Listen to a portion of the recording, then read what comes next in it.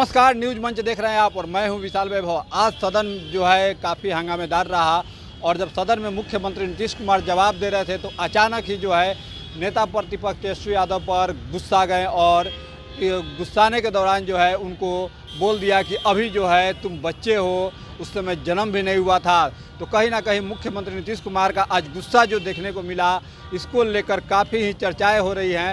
हम छोड़ जाते हैं आपको मुख्यमंत्री नीतीश कुमार के इस बयान के साथ कि किस तरह से जो है आज मुख्यमंत्री नीतीश कुमार का ये रूप देखने को मिला है, जिसे देखकर आप भी कहीं ना कहीं आज आश्चर्य में पड़ जाएंगे।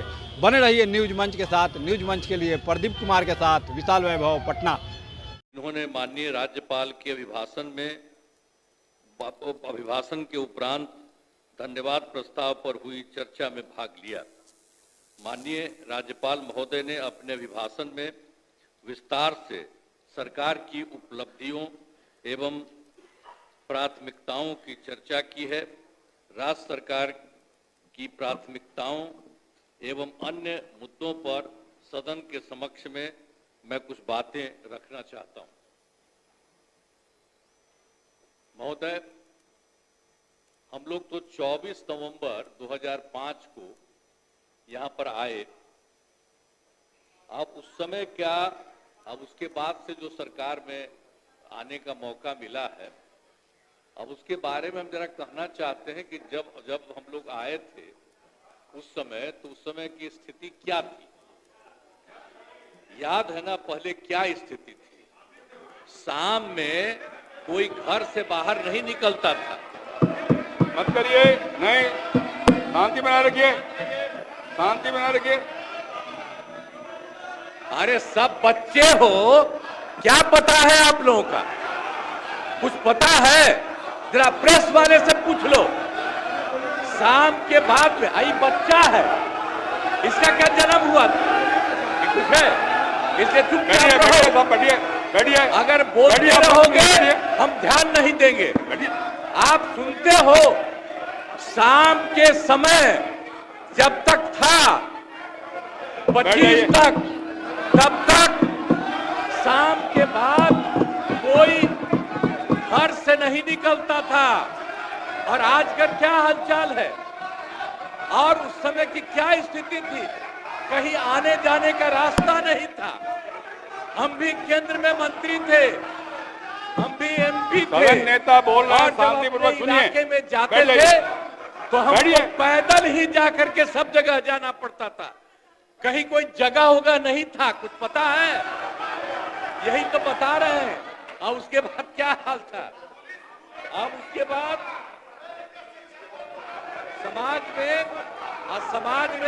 समाज में कितना विवाद होता था। समाज में कितना विवाद होता था उस समय, बुरा हाल था। और हिंदू मुस्लिम का झगड़ा कितना होता था। वोट लोग लेते थे, लेकिन हिंदू मुस्लिम का झगड़ा कितना होता था। और मुसलमानों को कुछ होता था तो उसको बचाने का कोई उपाय करते थे। ये जब हम आए उसी समय की स्थिति आपको हम बता देते। और उसके बाद हम लोगों ने सब काम किया, हम आगे बता देंगे। अब पढ़ाई का क्या हाल था? पढ़ाई में कम लोग ही पढ़ते थे, ये हालत था। जब हम लोग आए उस समय के पहले की जो स्थिति थी, अपने इलाज का पूरा इंतजाम, तो उसके पहले ही हमने कार्यक्रम शुरू करने के पहले हर जगह से कहा कि हर जिले के अंदर देखिए कि हर जगह कहां पर कोई कमी है, उस कमी को पूरा करने के लिए तो हम लोगों ने वो काम किया।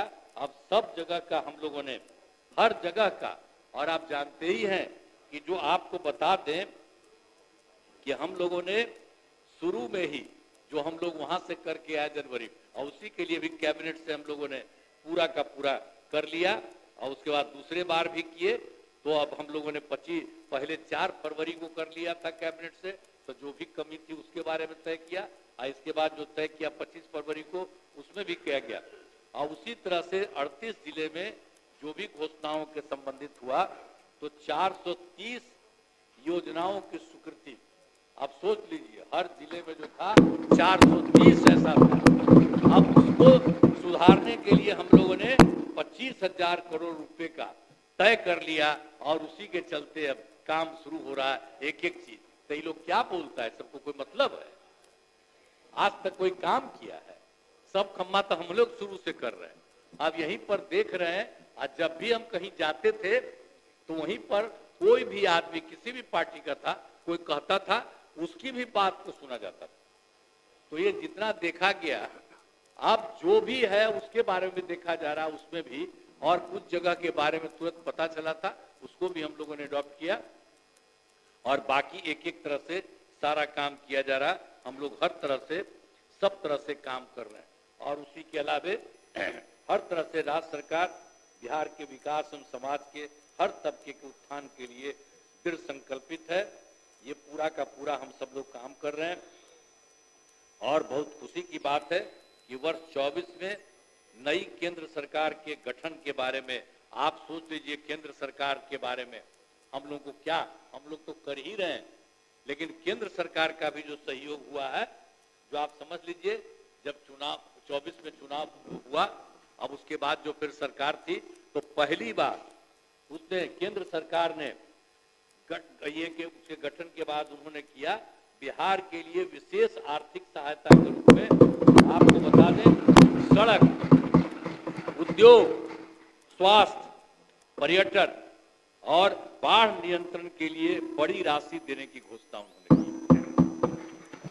और फिर इस वर्ष 2025 में जब दूसरा चुनाव हुआ है, तो केंद्र सरकार के द्वारा प्रस्तुत बजट में बिहार के लिए मखाना बोर्ड की स्थापना, बिहार के नए हवाई अड्डों का विकास, पश्चिमी कोसी नहर परियोजना के लिए वित्तीय सहायता, पटना IIT के विस्तार की घोषणा की गई है।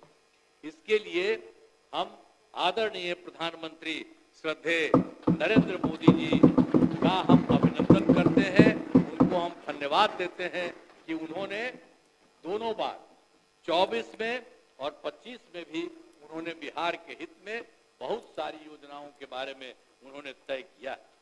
सरकार की कामना है समाज में सद्भाव एवं भाईचारे का वातावरण कायम रहे और हमारा राज्य प्रगति के पथ पर अग्रसर रहे। अब इसके अलावे आप जानते हैं, महामहिम राज्यपाल महोदय ने राज्य सरकार की उपलब्धियों के बारे में सभी बातें कही हैं। मैं आदरणीय राज्यपाल महोदय को उनके अभिभाषण के लिए नमन करता हूं और इन्हीं शब्दों के साथ पुनः मैं आप सबको धन्यवाद देता हूं। यही भाग गया है, तब भी हम धन्यवाद देते हैं। भाग गया है, कोई बात नहीं, हमको इससे मतलब नहीं है कि आखिर उसी समय अंडरवर्ल्ड बोल रहा था, गवर्नर साहब बोल रहे थे, तो उसी समय अंडरवर्ल्ड बोल रहा था, तो कोई बात नहीं, हमें नहीं सुनना चाहिए। अरे हम तो गवर्नर साहब की ना बात कर रहे थे कि उन्होंने जितनी बातें की, तो इसी तरह से आपको सबको उनके लिए मैं राज्य सरकार की उपलब्धियों के बारे में सभी बातें कही हैं। मैं आदरणीय राज्यपाल महोदय को उनके अभिभाषण के लिए नमन करता हूं। इन्हीं शब्दों के साथ पुनः आप सबों को मैं धन्यवाद देता हूं और मैं अनुरोध करता हूं कि महामहिम राज्यपाल महोदय के अभिभाषण के लिए उनके प्रति कृतज्ञता का प्रस्ताव सदन सर्वसम्मति से पारित करे। हम तो यही कहेंगे, तो एक साथ दोनों पार्टियों का किए और उसी के बारे में उन्होंने इतना अच्छा बात किया, हम ही सरकार की तरफ से दिया जाता, हमने ही सारा बात लिख करके उनको दे दिया। और उसके बाद उन्होंने एक एक बात कही, कितनी अच्छी बात की कि बिहार में जितना काम हो रहा हुआ है, तो अब तो हम आपसे ये अनुरोध करेंगे कि आप उनके लिए महामहिम राज्यपाल महोदय के अभिभाषण के लिए उनके प्रति कृतज्ञता का प्रस्ताव सदन सर्वसम्मति से पारित करें। इन्हीं शब्दों के साथ मैं अपनी बात समाप्त करता हूँ। बहुत बहुत धन्यवाद। अब सरकार का उत्तर समाप्त हुआ।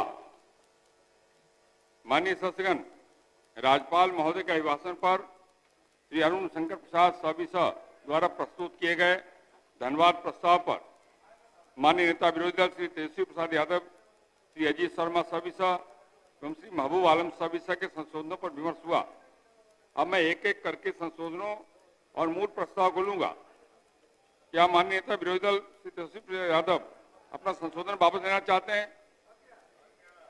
प्रश्न यह है कि धन्यवाद प्रस्ताव के अंत में माननीय नेता विरोधी दल श्री तेजस्वी प्रसाद यादव द्वारा प्रस्तुत संशोधनों को जोड़ा जाए। जो इस प्रस्ताव के पक्ष में है वे हाँ कहें, जो इस प्रस्ताव के विपक्ष में है वे ना कहें। मैं समझता हूं कि विपक्ष बहुमत है, यह प्रस्ताव अस्वीकृत हुआ। क्या माननीय सदस्य श्री अजीत शर्मा अपना संशोधन वापस लेना चाहते हैं? प्रश्न यह है कि धन्यवाद प्रस्ताव के अंत में माननीय सदस्य श्री अजीत शर्मा द्वारा प्रस्तुत संशोधनों को जोड़ा जाए। जो इस प्रस्ताव के पक्ष में है वे हाँ कहें, जो इस प्रस्ताव के विपक्ष में है वे ना कहें।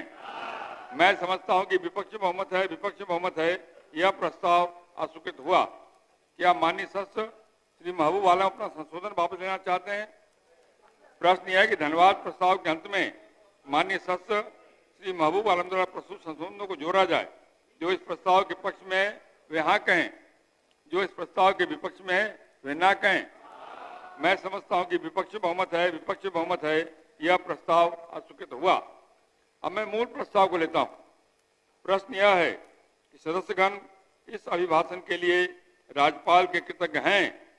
जो इस प्रस्ताव के पक्ष में है वे हाँ कहें, जो इस प्रस्ताव के विपक्ष में है वे ना कहें।